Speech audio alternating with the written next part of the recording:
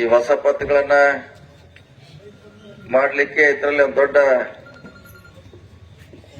ಷಡ್ಯಂತ್ರ ಇದೆ. ಅದನ್ನೆಲ್ಲ ನೀವೆಲ್ಲ ತಿಳ್ಕೋಬೇಕು. ನೋಡ್ಲಿಕ್ಕೆ ಅದ್ರಲ್ಲಿ ನಿಮ್ದು ಹೊಸದಾಳಿದ್ ಮಾಡ್ತು ಅಂತ ಹೇಳಿದ್ರು ಕೂಡ 7 ದಿವಸಕ್ಕೆ 50,000 ರೂಪಾಯಿಗೆ 300 ರೂಪಾಯಿ 500 ರೂಪಾಯಿ 700 ರೂಪಾಯಿ ತಗೋದನ್ನ ನೋಡಿದೀವಿ.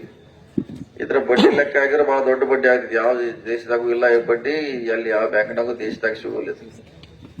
ನೋಡ್ಲಿಕ್ಕೆ ಮೇಲ್ನೋಟಕ್ಕೆ ನಿಮಗೆ ಬಹಳ ಉಪಕಾರ ಸಹಾಯ ಮಾಡ್ದಂಗೆ ಕಾಣಿಸ್ತದ.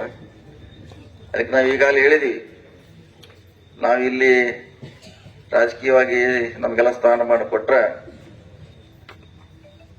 ನಾವೆಲ್ಲ ಅದನ್ನ ಬಂದ್ರೆ ಫ್ರೀಯಲ್ಲಿ ಮಾಡ್ತು ಅಂತ ಹೇಳಿದೀವಿ. ನಿಮ್ ಪತ್ರ ಅಳಿದೋಸದ ಫ್ರೀಯಲ್ಲಿ ಮಾಡ್ಬೋದು. ಯಾಕೆ ನಿಮ್ ದುಡ್ಡು ನಿಮ್ದೆ ಕೊಡ್ಲಿಕ್ಕೆ ಅದಕ್ಕೇನು ಯಾರು ಬಡ್ಡಿ ಕೊಡೋದು ಅವಶ್ಯಕತೆ ಇಲ್ಲ. ನಿಮ್ ದುಡ್ಡೇ ಅದು. 2 ದಿವಸ ನಾವು 3 ದಿವಸ ಇಟ್ಕೋತೀವಿ ಅಷ್ಟೇ. ಅಷ್ಟಕ್ಕೂ 50,000ಕ್ಕೆ 300 ರೂಪಾಯಿ ತಗೋತೀವಿ ನಾವು. 500 ತಗೋತೀವಿ. ಲಕ್ಷ ಮೇಲಿದ್ರೆ 700 ರೂಪಾಯಿ ಬಡ್ಡಿಯನ್ನ ಬಡದು ಮತ್ತು ನಿಮ್ಮ ದುಡ್ಡು ನಿಮ್ಗೆ ಕೊಡಕ್ ಮತ್ ನಾವು ಬೆಳ್ಳಿ ಮೂರ್ತಿ ಒಂದು ಕೊಡ್ಬೇಕು. ಅದಕ್ಕೆ ಬೆಳ್ಳಿ ಗದಾರ ಕೊಡ್ಬೇಕು, ಬೆಳ್ಳಿ ಗಣಪತಿನಾರ ಕೊಡ್ಬೇಕು, ಮೂರ್ತಿಯಾರ ಕೊಡ್ಬೇಕು. ದುಡ್ಡು ಯಾರ್ದ? ಸರ್ಕಾರ ದುಡ್ಡ ನಿಮಗ್ ಕೊಡಾಕ ನಿಮ್ಮಿಂದ ಒಂದ ಬೆಳ್ಳಿ ಮೂರ್ತಿಯನ್ನು ಪಡೆದು ನಾವೆಲ್ಲ ಕಂಡು ನೋಡಿದ್ವಿ. ಈ ಪದ್ಧತಿ ನಿಲ್ಬೇಕು.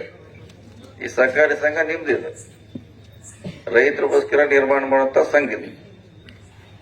ನಿಮ್ಮ ಆಶಯ ಪೂರೈಸಲಿಕ್ಕೆ ಮಾಡಿದೆ, ಇದನ್ನ ಸರ್ಕಾರ ಮಾಡಿದೆ. ಅದಕ್ಕೆ ದಯವಿಟ್ಟು ಇದು ಸಹಕಾರ ರಂಗದಲ್ಲೇ ಉಳಿಬೇಕು. ಅಲ್ಲಿ ಯಾರು ಕೂಡ ನೀವು ಯಾರಿಗೂ ಹೇಳದೆ ನಿಮ್ಮ ಒಂದು ಫೋನ್ ಮೇಲೆ ಆ ಕಚೇರಿಗೆ ಹೋದ್ರೆ ನಿಮ್ಮ TC ಬರಬೇಕು, ನಿರಂತರ ಜ್ಯೋತಿ ಆಗಬೇಕು, ಎಲ್ಲಾ ಮೂಲ ಸೌಕರ್ಯಗಳನ್ನ ಅದು ಕೊಡ್ಲಿಕ್ಕೆ ಭದ್ರ ಆಗಬೇಕು.